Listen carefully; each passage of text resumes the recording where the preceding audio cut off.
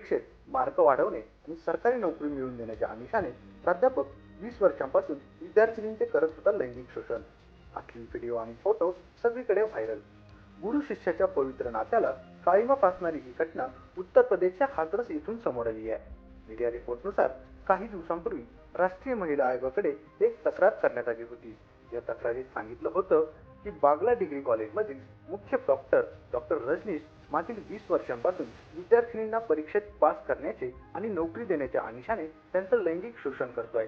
तो विद्यार्थिनींचे अश्लील व्हिडिओ आणि फोटो काढतो आणि त्याच्या माध्यमातून त्यांना धमकावून अत्याचार करतो. या तक्रारीच्या पत्रासोबत प्राध्यापकाचे अनेक अश्लील फोटोही पाठवले गेले होते. तक्रारदाराने स्वतःची ओळख लपवत सांगितलं की ती पीडित विद्यार्थिनी आहे आणि प्राध्यापकामुळे तिच्या जीवाला धोका आहे.